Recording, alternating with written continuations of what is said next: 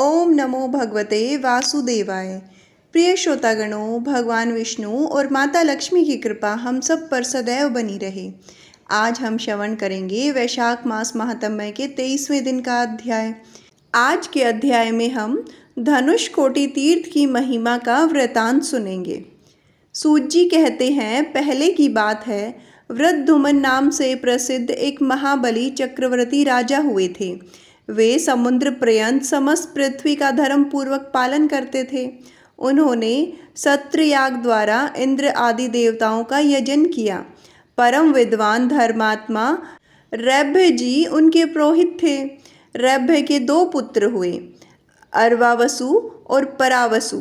वे दोनों 6 अंगों सहित संपूर्ण वेदों के विद्वान तथा श्रोत स्मार्त कर्मों के तत्वज्ञ थे। न्याय, मीमांसा, सांख्य, वेदांत, विशेषिक, योग शास्त्र और व्याकरण शास्त्र के मर्मज्ञ विद्वान थे।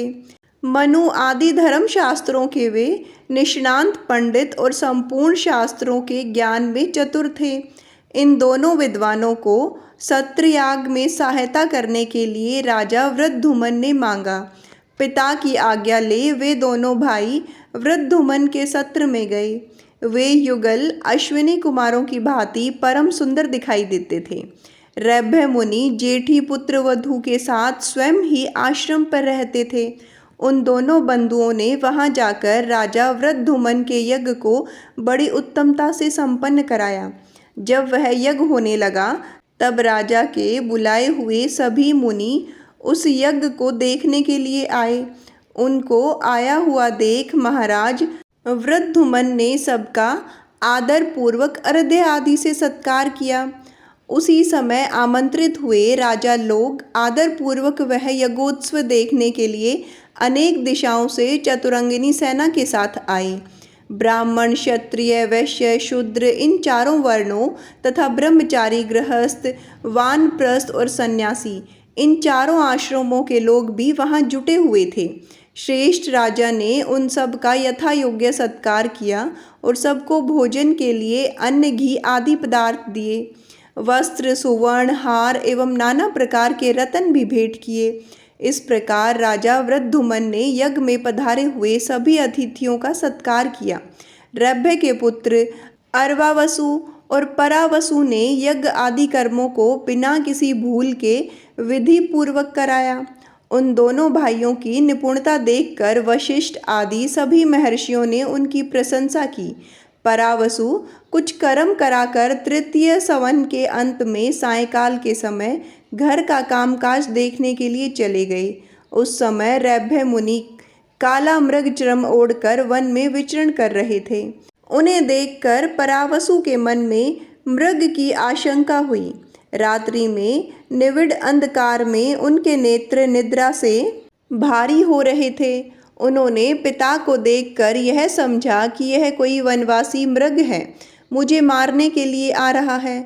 ऐसा सोचकर उस सघन वन में अपने शरीर की रक्षा चाहने वाले परावसु ने मृग के धोखे से अपने पिता को ही मार डाला। निकट जाकर उसने अपने मरे हुए पिता को पहचाना। फिर तो वह शोक में डूब गया। उसकी सारी इंद्रियां व्यथा से व्याकुल हो उठी। तत्पश्चात परावसु पिता का दाह संस्कार करके पुनः राजा के सत्र में आ गए और अपने द्वारा जो पाप हो गया था वह सब उन्होंने छोटे भाई को बताया।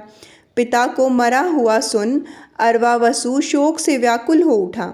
तब बड़े भाई ने छोटे को यह आदेश दिया कि राजा का यह महायज्ञ आरंभ हुआ है, तुम अभी बालक हो, तुम में इस यज्ञ का भार संभालने की शक्ति नहीं है।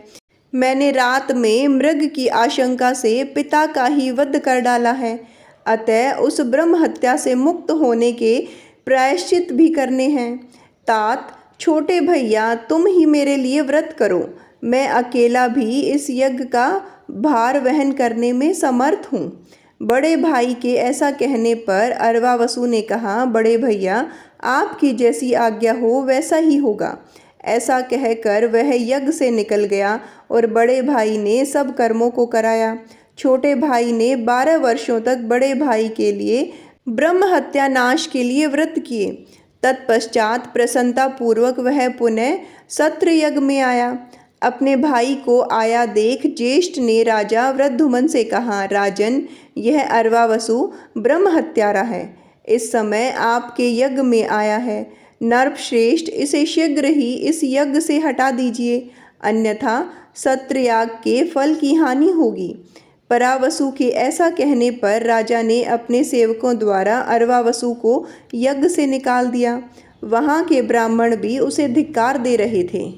अरवावसु यह सब सहन करके चुपचाप वन को चला गया और वहाँ ऐसी तपस्या की जो देवताओं के लिए भी दुष्कर थी। उसके तप से भगवान सूर्य नारायण प्रसन्न हो सामने प्रकट हुए और इस प्रकार बोले, अरवावसो, तुम तपस्या, ब्रह्मचार्य, आचार, शस्त्र श्रवण तथा वेद शास्त्र आदि की शिक्षा की दृष्टि से सर्वश्रेष्ठ हो। परावसु ने तुम्हें अपमान पूर्वक निकाला है, तथापि क्षमा युक्त होकर तुम उसके प्रति क्रोध नहीं करते हो। तुम्हारे बड़े भाई ने ही पिता को मारा है, तुमने नहीं। फिर भी तुमने भाई की शुद्धि के लिए स्वयं ही ब्रह्म हत्यानाशक व्रत किया है, इसलिए हम तुम्हें श्रेष्ठ स्वीकार करते हैं। ऐसा कहकर देवताओं ने उसको ज्येष्ठ बना दिया। तत्पश्चात इंद्र आदि देवताओं ने सूर्य नारायण को आगे करके कहा, अरवावसो, तुम कोई वर मांगो। उसने प्रार्थना की, मेरे पिता जीवित हो जाएं और उन्हें अपने मारे जाने की स्मृति न हो। देवताओं ने कहा, ऐसा ही होगा। इसके सिवा हम तुम्हें दूसरा वर भी देना चाहते हैं, मांगो। अरवावसु बोला, मेरे भाई की दुष्टता दूर हो। अरवावसु की यह बात सुनकर देवताओं ने कहा, परावसु ने अपने ब्राह्मण पिता की हत्या की है, अतः उन्हें महान पाप लगा है। दूसरे के किए हुए पाप की दूसरे द्वारा किए गए प्रायश्चित से निवृत्ति नहीं होती। विशेषतः 5 महापातकों के संबंध में ऐसी ही बात है।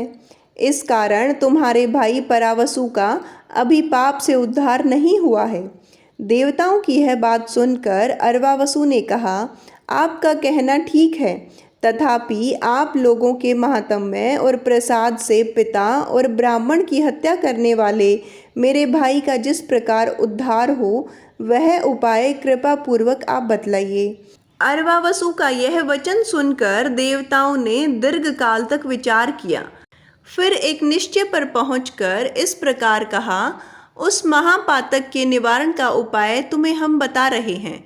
दक्षिण समुद्र के तट पर जो परम पवित्र मोक्षदायक राम सेतु है, उसी पर धनुषकोटि नाम से विख्यात एक परम उत्तम मुक्तिदायक तीर्थ है, जो ब्रह्म हत्या, मदिरापान, सुवर्ण की चोरी, गुरुशय्या गमन तथा इन सब के संसर्ग रूप महापातकों का विनाश करने वाला है।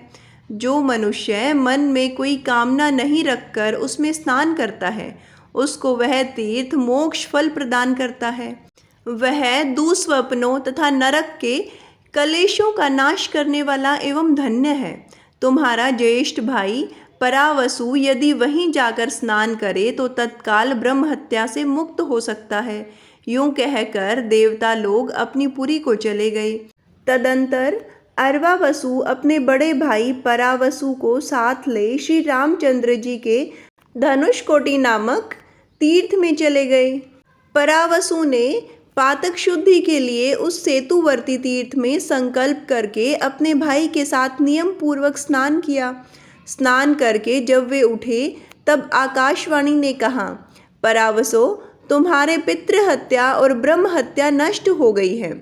तब छोटे भाई के साथ परावसु ने श्री रामचंद्र जी की धनुषकोटि को भक्ति पूर्वक प्रणाम किया और रामेश्वरम महादेव को भक्ति भाव से मस्तक नवार कर दोनों भाई अपने पिता के आश्रम पर गए। वहाँ रैभ्य मुनि मरकर पुनः जीवित हो गए थे। उन्होंने अपने दोनों पुत्रों को आया देख मन ही मन बड़े संतोष का अनुभव किया और पुत्रों के साथ वे आश्रम पर सुखपूर्वक रहने लगे। श्री रामचंद्र जी की धनुषकोटि में स्नान करने से परावसु के पातक का नाश हो गया था, इसलिए सब मुनियों ने उन्हें स्वीकार किया। सूत जी कहते हैं, अब मैं धनुषकोटि की प्रशंसा में सियार और वानर के संवाद का वर्णन करता हूँ। प्राचीन काल में एक स्थान पर सियार और वानर रहते थे। दोनों को अपने पूर्व जन्म की बातों का स्मरण था। वे दोनों परस्पर मित्र थे। सियार का नाम रुद्र भूमिष्ठ था। एक समय वानर ने शृगाल को शमशान भूमि में देखकर पुनर्जन्म का स्मरण करते हुए पूछा, सियार, तुमने पूर्व जन्म में कौन सा अत्यंत भयंकर पाप किया था जिससे तुम शमशान भूमि में घृणित एवं दुर्गंध युक्त मुर्दों को खा रहे हो? वानर के ऐसा पूछने पर सियार ने कहा, वानर, मैं पूर्व जन्म में वेदों का पारंगत विद्वान था और समस्त कर्म कलापों का ज्ञाता ब्राह्मण था। मेरा नाम वेद शर्मा था। मैंने उस जन्म में एक ब्राह्मण को धन देने के लिए संकल्प करके भी वह धन उसे नहीं दिया। उसी से सियार हुआ और अब इस प्रकार के अत्यंत घृणित पदार्थों को खाता हूँ। जो दुरात्मा देने की प्रतिज्ञा करके भी कोई वस्तु नहीं देते हैं, वे अत्यंत घृणित शियार की योनि को प्राप्त होते हैं। वानर, ब्राह्मण को देने की प्रतिज्ञा करके यदि वह वस्तु उसे न दी जाए तो उसी क्षण उसके 10 जन्मों का पुण्य नष्ट हो जाता है। इसलिए समझदार मनुष्य को उचित है कि वह देने की प्रतिज्ञा करने पर उस वस्तु को अवश्य ही दे। ऐसा कहकर सियार ने वानर से पूछा, तुमने क्या पाप किया था जो वानर हो गए? वानर बोला, पूर्व जन्म में मैं भी ब्राह्मण था। मेरा नाम वेदनाथ था। मेरे पिता विश्वनाथ नाम से विख्यात थे और मेरी माता का नाम कमलालया था। सियार, पूर्व जन्म में भी तुम्हारी मित्रता थी।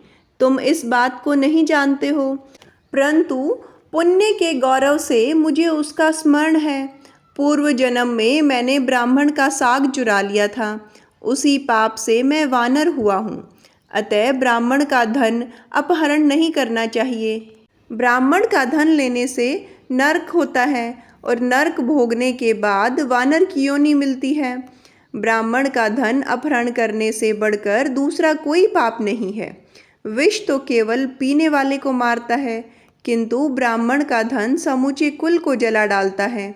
ब्राह्मण के धन का अपहरण करने से पापी मनुष्य कुंभी पाक नामक नरक में पकाया जाता है। पश्चात शेष पापों के फलस्वरूप वह वानर योनि को प्राप्त होता है। इसलिए ब्राह्मण के धन का अपहरण नहीं करना चाहिए। उनके साथ सदा क्षमा का ही व्यवहार करना चाहिए। बालक, दरिद्र, कृपण तथा वेद शास्त्र आदि के ज्ञान से शून्य ब्राह्मणों का भी अपमान नहीं करना चाहिए, क्योंकि क्रोध में आने पर वे अग्नि के समान भस्म कर देने वाले हो जाते हैं। सियार, कितने ही समय से ऐसा कष्ट भोगते हुए हम दोनों को इस पाप से छुड़ाने वाला कौन होगा? सियार और वानर इस प्रकार बातचीत कर रहे थे। इतने में ही देवयोग से अथवा पूर्व जन्म के किसी पुण्यवश वहाँ महातेजस्वी सिंधु द्वीप नामक मुनि स्वेच्छा अनुसार घूमते हुए आ पहुँचे। वे रुद्राक्ष की माला से विभूषित हो भगवान शिव के नामों का कीर्तन कर रहे थे। सियार और वानर ने मुनि को देखकर प्रणाम किया तथा इस प्रकार पूछा, भगवान, आप सब धर्मों के ज्ञाता हैं। अपनी कृपा दृष्टि से हमारी ओर देखिए और हम दोनों की रक्षा कीजिए। हमारी वानर और सियार की योनि जिस उपाय से छूट जाए उसे बताने की कृपा कीजिए। साधु पुरुष सदा किसी प्रकार की उपेक्षा न रखते हुए अपनी कृपा दृष्टि से अनाथों, दीनों, अज्ञानियों, बालकों तथा रोग पीड़ित मनुष्यों की रक्षा करते हैं। उन दोनों के ऐसा कहने पर महामुनि सिंधु द्वीप ने मन ही मन बहुत देर तक विचार किया और इस प्रकार कहा, सियार और वानर, तुम दोनों के पाप की शांति के लिए मैं एक उपाय बताता हूँ। तुम दोनों दक्षिण समुद्र के तट पर श्री रामचंद्र जी के धनुष कोटि तीर्थ में शीघ्र जाकर स्नान करो। ऐसा करने से पाप से मुक्त हो जाओगे। सिंधु द्वीप के इस वचन को सुनकर सियार और वानर बड़े प्रयास से धनुष कोटि में गए और उसके जल से स्नान करके सब पापों से मुक्त हो श्रेष्ठ विमान पर आरूढ़ होकर देवलोक में चले गए। वहाँ उन्हें इंद्र का आधा आसन प्राप्त हुआ। गोदावरी के तट पर दुराचार नाम से प्रसिद्ध एक ब्राह्मण रहता था। वह बड़ा पापी और निर्दय पूर्ण कर्म करने वाला था। ब्रह्म हत्यारे, शराबी, सुवर्ण की चोरी करने वाले तथा गुरु पत्नीगामी, महापातकियों के संसर्ग से दूषित होकर वह सदा वैसे ही लोगों के साथ निवास करता था। महापातकियों के संसर्ग दोष से उस ब्राह्मण की ब्राह्मणता पूर्णतः नष्ट हो गई थी। ब्राह्मणता से हीन उस दुराचार ब्राह्मण को एक महाभयंकर महाबलवान बेताल ने अपने अधीन कर लिया। बेताल के आवेश में अत्यंत पीड़ित एवं परवशु होकर वह देश देश और वन वन घूमने लगा। घूमते घूमते वह श्री रामचंद्र जी के धनुष कोटि में चला गया। वहां बेताल ने प्रेरित करके उसे धनुष कोटि के जल में नहलाया। स्नान करके वह जो ही जल से निकला, बेताल ने उसे छोड़ दिया। तब वह ब्राह्मण स्वस्थ होकर विचार करने लगा कि यह समुद्र के किनारे कौन सा देश है। गोदावरी के तट पर निवास करने वाला मैं यहाँ कैसे आ गया। इसी चिंता में पड़ा हुआ वह धनुष कोटि निवासी योगी परवर महात्मा दत्तात्रेय के पास गया और उसे प्रणाम करके बोला, भगवान, मैं नहीं जानता यह कौन सा देश है। मेरा घर तो गोदावरी के किनारे है। मैं यहाँ कैसे आ पहुँचा, यह सब बताने की कृपा करें। उसकी यह बात सुनकर महादेव दत्तात्रेय ने थोड़ी देर तक ध्यान करके कहा, पहले महापातकियों के संसर्ग में तुम्हारी ब्राह्मणता नष्ट हो गई थी, इसलिए तुम्हें किसी बेताल ने पकड़ लिया। उसी के आवेश से विवश होकर तुम यहाँ आए हो। बेताल ने तुम्हें धनुष कोटि के जल में नहलाया है। धनुष कोटि में स्नान करने से ही तुम्हारा महापातकियों के संसर्ग का दोष सर्वथा नष्ट हो गया। जिस बेताल ने तुम्हें पकड़ रखा था वह पूर्व जन्म में ब्राह्मण था। उसने अश्विन मास के कृष्ण पक्ष में पार्वण की विधि से पितरों का सहर्ष पूर्वक महालय श्राद्ध नहीं किया, अतः पितरों के शाप देने से वह वेताल भाव को प्राप्त हुआ। इस धनुष कोटि के दर्शन से वह बेताल भी बेताल योनि से मुक्त हो भगवान विष्णु के लोक को प्राप्त हुआ। जो मनुष्य अश्विन मास के कृष्ण पक्ष में अत्यंत लोभवश पितरों के उद्देश्य से महालय श्राद्ध नहीं करते, वे वेताल होते हैं। वे अश्विन मास के कृष्ण पक्ष में महालय श्राद्ध के अवसर पर अपनी शक्ति के अनुसार 1, 2 या 3 ब्राह्मणों को भोजन कराता है, उसकी कभी दुर्गति नहीं होती। भादो शुक्ल पक्ष से लेकर मार्गशीर्ष मास के अंत तक तत्वदर्शी मुनियों ने महालय श्राद्ध का समय बतलाया है। इसमें भी भादो का शुक्ल पक्ष विशिष्ट है और उसकी उपेक्षा भी अश्विन का कृष्ण पक्ष अधिक उत्तम माना गया है। उस कृष्ण पक्ष में प्रतिपदा तिथि को जो मनुष्य भक्ति पूर्वक महालय श्राद्ध करता है, उसके ऊपर सबको पवित्र करने वाले भगवान अग्निदेव प्रसन्न होते हैं। वह अग्निलोक को प्राप्त होता है। जो मनुष्य द्वितीय तिथि में महालय श्राद्ध करता है, उसके ऊपर गिरिजापति भगवान शंकर प्रसन्न होते हैं और वह कैलाश को प्राप्त होता है। जो तृतीया तिथि में भक्ति पूर्वक महालय श्राद्ध करता है, उस पर ब्रह्मा, विष्णु और शिव तीनों देवता अनुग्रह करते हैं। इसी प्रकार तृतीया से लेकर चतुर्दशी तक महालय श्राद्ध की उत्तरोत्तर अधिक से अधिक महिमा है। जो मनुष्य भक्ति पूर्वक अमावस्या तिथि में महालय श्राद्ध करता है, उसके पितरों को अनंत काल तक तृप्ति बनी रहती है। स्वर्ग लोक में देवताओं को अमृत पीने से जो तृप्ति प्राप्त होती है, वैसी ही अनंत तृप्ति पितरों को अमावस्या में महालय श्राद्ध करने से होती है। अमावस्या तिथि भगवान शंकर को अत्यंत प्रिय है।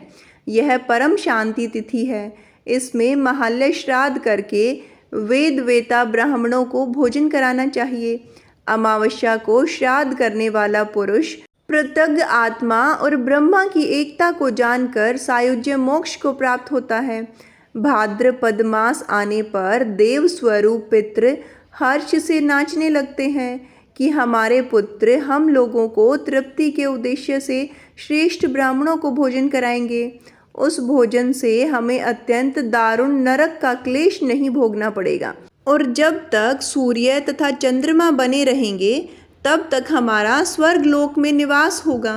पितरों की तृप्ति देने वाले भाद्रपद मास एवं अश्विनी मास प्राप्त होने पर प्रतिदिन भक्ति पूर्वक एक एक ब्राह्मण को भोजन कराना चाहिए। इससे उसके पितृकुल और मातृकुल के पितृ तृप्ति को प्राप्त होते हैं।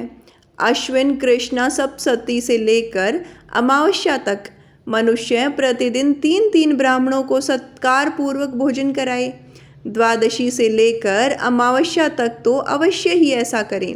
वेद वेता ब्राह्मणों को इस प्रकार भोजन कराए जिससे उन्हें पूर्णतः तृप्ति हो। उस ब्राह्मण की तृप्ति से ब्रह्मा विष्णु और शिव तृप्त होते हैं। अग्निश्वात आदि पितृ, इंद्र आदि देवता और अधिक कहाँ तक कहें, तीनों लोक भी तृप्त होते हैं। मनुष्य महालय पार्वण विधि से श्राद्ध करे। महालय श्राद्ध में पितृकुल के पितरों की ही भांति मातृकुल के माता महा आदि पितरों को भी प्रसन्नतापूर्वक भोजन कराना चाहिए। भोजन के पश्चात यथाशक्ति दक्षिणा देनी चाहिए। जैसे आगे चलने वाले बैलों के बिना गाड़ी रास्ते में आगे नहीं बढ़ती, उसी प्रकार पितृयज्ञ भी बिना दक्षिणा के सफल नहीं होता। अतः कल्याण की सिद्धि के लिए महालय श्राद्ध अवश्य करने चाहिए। यदि माता पिता के शव के दिन एक उद्दिष्ट श्राद्ध भूल से न किया गया हो तो भी महालय श्राद्ध अवश्य करें। यदि अपने पास शक्ति न हो तो दूसरे से धन की याचना करके भी पितरों का महालय श्राद्ध करें। पहले ब्राह्मणों से याचना करनी चाहिए। यदि उनसे धन धान्य आदि की प्राप्ति न हो तो महालय श्राद्ध करने की इच्छा से उत्तम क्षत्रियों से याचना करें। यदि क्षत्रिय भी देने वाले न हों तो वैश्यों से मांगे। यदि लोक में वैश्य भी दाता न हो तो पितरों की तृप्ति के लिए भाद्रपद मास में गोग्रास अर्पण करें। यदि भादो या अश्विन मास में सूतक आदि के द्वारा श्राद्ध में विघ्न उपस्थित हो जाए तो सूतक काल का समय निवर्त होने पर अघन मास के भीतर किसी भी दिन पार्वण श्राद्ध कर लेना चाहिए। विद्वान पुरुष को चाहिए कि वे महालय श्राद्ध के लिए 9 ब्राह्मणों का वरण करें। एक ब्राह्मण पिता के लिए, एक पितामह के लिए और एक परपितामह के लिए वरण करें। इसी प्रकार मातामह, परमातामह और वृद्ध परमातामह के लिए भी एक एक ब्राह्मण का वरण करें। 2 श्रेष्ठ ब्राह्मणों का वरण विश्व देवी के लिए करें और एक वेद वेता ब्राह्मण का वरण भगवान विष्णु के लिए करना चाहिए। अथवा पितृवर्ग के लिए एक मातामह वर्ग के लिए, एक विश्व देवी के लिए और एक भगवान विष्णु के लिए। इस प्रकार 4 ब्राह्मणों का महालय श्राद्ध के लिए वरण करें।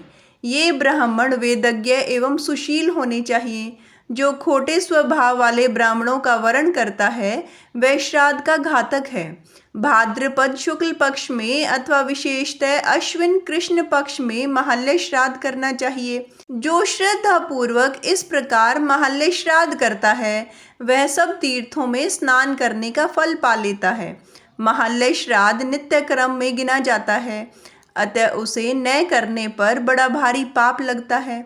धर्मपुत्र युधिष्ठिर वनवास में महालय श्राद्ध करने से ही दुख के समुद्र से पार हो धृतराष्ट्र पुत्रों को मारकर युद्ध में विजयी हुए थे। मुनि श्रेष्ठ वशिष्ठ, अत्रि, भृगु, गौतम, अंगिरा, कश्यप, भारद्वाज, विश्वामित्र, अगस्त्य, पराशर, मृकंड तथा अन्य मुनिवर विधि पूर्वक उत्तम महालय श्राद्ध का अनुष्ठान करके ही अणिमा आदि 8 सिद्धियों तथा व्रतों और तपस्याओं के निवास स्थान बन गए। महालय श्राद्ध करने से ही उन्हें सर्वश्रेष्ठ स्थान प्राप्त हुआ। अतः अपना कल्याण एवं अभय उद्देश्य चाहने वाले पुरुष को महालय श्राद्ध अवश्य करना चाहिए। तुम्हारे भीतर जिस भूत ने प्रवेश किया था वह पूर्व जन्म में ब्राह्मण था। उनका नाम वेदनिधि था। वह महात्मा भारद्वाज का पुत्र तथा कुस्थली ग्राम का निवासी था। उसने विधि पूर्वक महालय श्राद्ध को नहीं किया, इसलिए पितरों के शाप से वह बेताल हो गया। दुराचार, तुम भाद्रपद मास में पितरों की तृप्ति के लिए षड्रस भोजन तैयार करके ब्राह्मणों को भक्ति पूर्वक भोजन कराओ। ऐसा करने से तुम्हें कभी दरिद्रता नहीं होगी और तुम सदा सुखी रहोगे। आज से तुम महापातकियों से संसर्ग न रखना, मैं तुम्हें आज्ञा देता हूँ। अब शीघ्रता पूर्वक अपने देश को चले जाओ।